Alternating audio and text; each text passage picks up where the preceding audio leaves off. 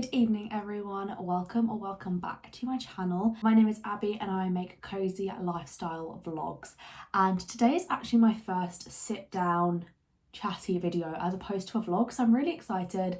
It is definitely new for me. I'm going to be experimenting with setup a little bit, but I'm excited to get started.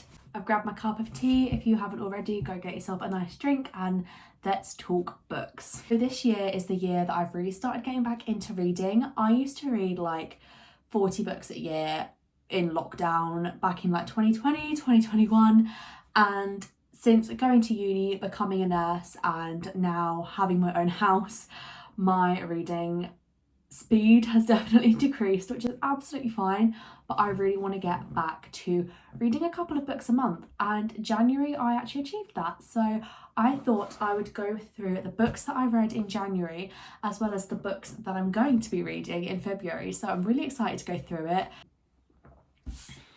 Okay, I'm going to go through the books that I read in January in order and just talk to you about what I thought about them. The first book that I have here is Iron Flame by Rebecca Yarros. This is the second book in the Empyrean series, following on from Fourth Wing. It's quite a big book. It has 762 pages, so it was definitely quite a big read for me. I started this one in 2025 in December and then finished it off in January 2026. I really enjoy this series. I find it a little bit of a difficult read. I feel like maybe this is just a me issue, but I don't really understand the war. Essentially, this series is about a war academy, and it's got dragons and they're learning to become riders for dragons basically, and I don't really understand the war. Every time they're in their classes talking about tactics for the war and things like that, I don't really understand who's fighting who and why. I understand it in A Court of Thorns and Roses series. I completely understand why there's battle and what for and the different courts.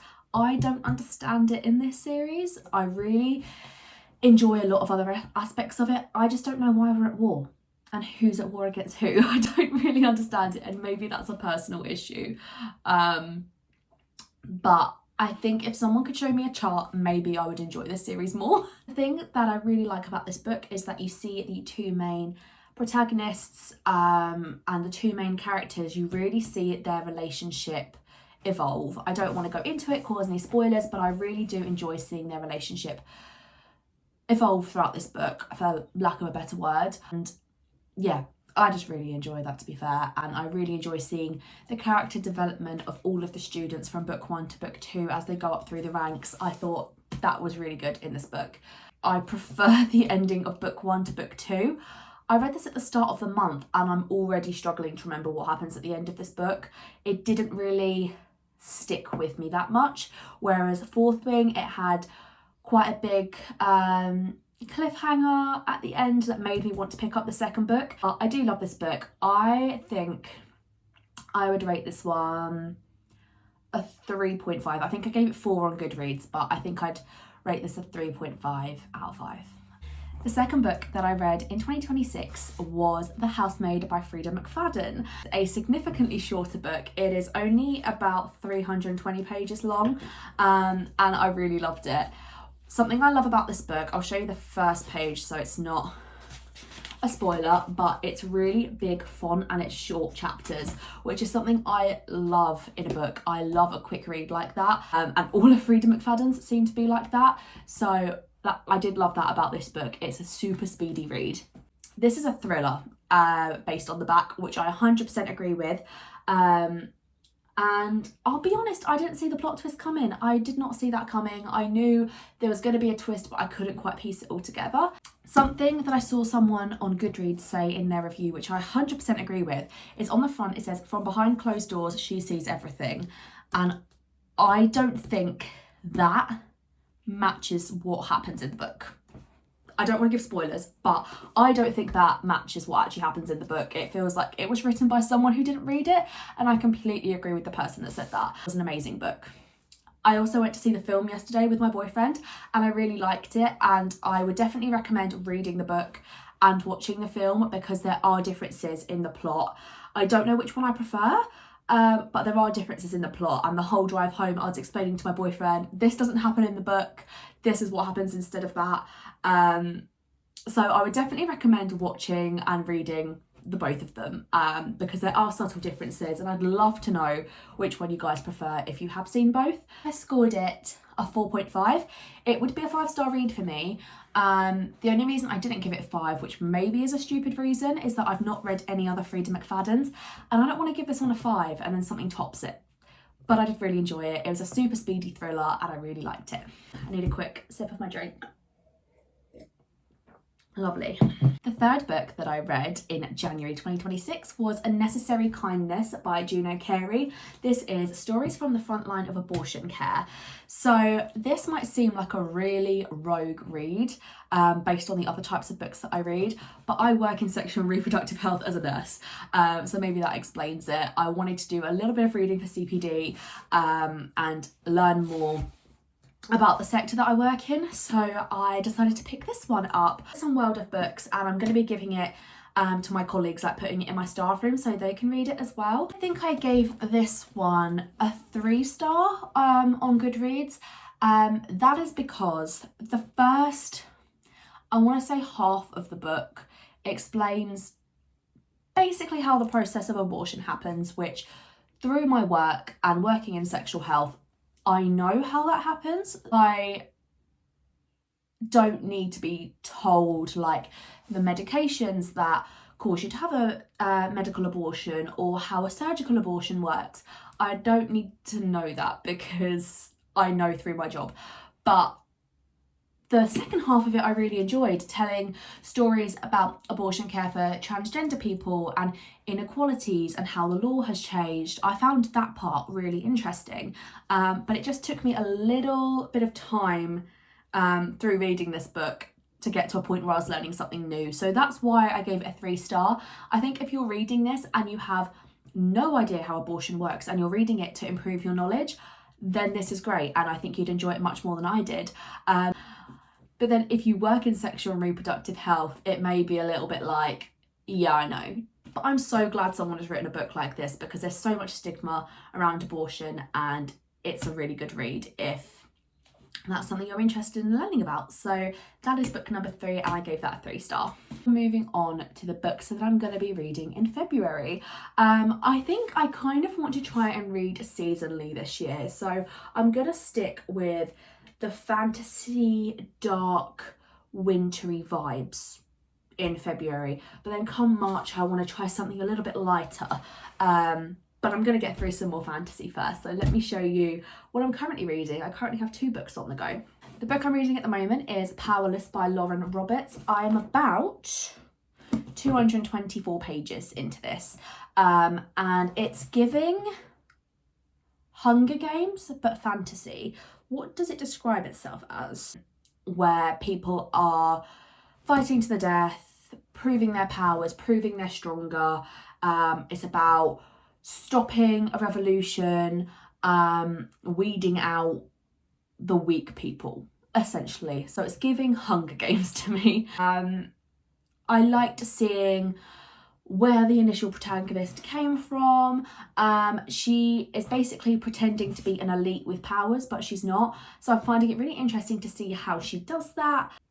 I think one of the things I'm not enjoying about it is there was instantly flirting between the female main character, the FMC, and the male main character. There was instantly flirting from the second that they met, and it didn't feel like a natural progression. I know for me, if I had just met someone, I would not have gone in as full force as they did. It's still slow burn because nothing has happened between them yet, but I just feel like they went quite full on from the beginning and it didn't seem supernatural. Continuing this one very soon. I've taken a little pause on it and I will explain why, but I'm excited to continue reading this one in February. So my other read, and this is the reason that I've taken a pause on Powerless, is, what is it called? Faerie Guild Trials by G.L. Preston. So I am about to join a book club in February. The first meeting is the 9th of Feb in my town, and their book of the month is the Faerie Guild Trials. So I downloaded this yesterday, started reading it today. I'm 10% in. So basically, if I can read 10% of it a day, I will finish it in time for book club. But I am so excited to join a book club. I've been wanting to join one for ages, and now that I've moved to my new town and I found one that looks really good, I cannot wait to start. It's really weird reading these two books together because they are quite similar. It's also about trials to find the strongest and fittest, but this one is a fight for the crown. So the king has died.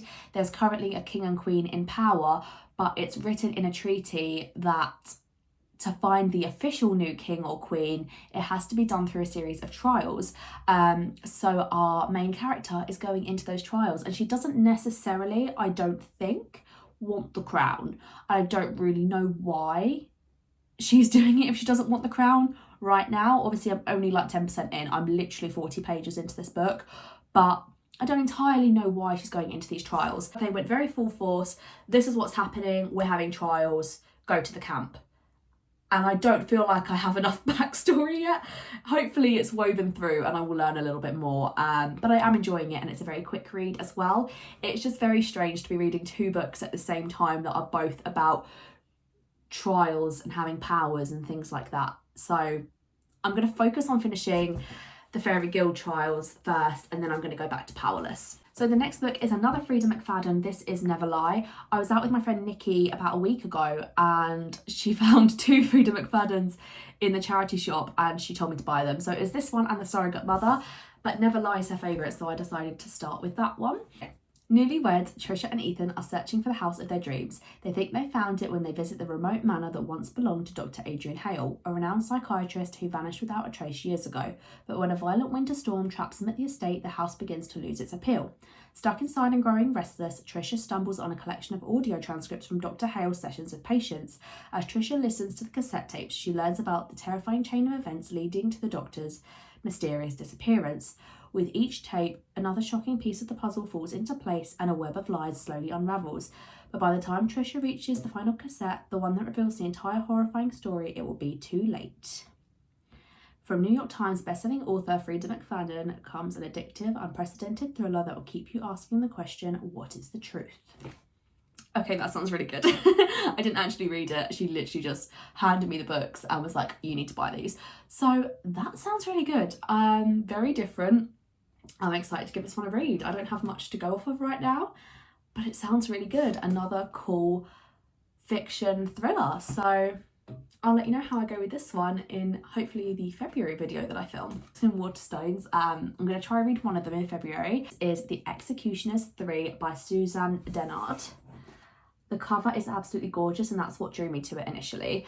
So essentially what I'm getting from this one is someone calls the police because of noise, and it turns out to be kids in a field having a party, but the next day a body is found, and the police are assuming that it's suicide, but the main character doesn't believe that that is true.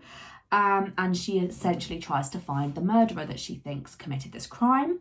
And then says her investigation is quickly disrupted by the rivalry between her school and the school of the partying teens she got arrested. And there's basically a prank squad that is coming after her.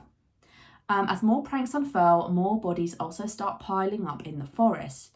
But it's the supernatural warning signs around town, plucked straight from the old forgotten poem, The Executioners 3, that worry her the most. She knows the poem and its blood curse can't be real, but she's running out of time to prove it. So is it a murder? Is it a murderer? Is it executioners? Is it a suicide? We don't know what's going on. Sounds really interesting, a little bit confusing. If I get a chance, I will read this one. If not, then I will move it into March's read. But I'm excited. It sounds really cool. That is all of the books that I read in January and the ones that I'm planning to read in February. Thank you all for being here with me this evening. I hope you had a lovely time, and I'd love to know what books you're planning on reading in February. I'd love to hear your recommendations of books that you read already. And And that is me done for today. So I'm going to go read my books because I've got 4 to get through in February, and I'll see you all very, very soon.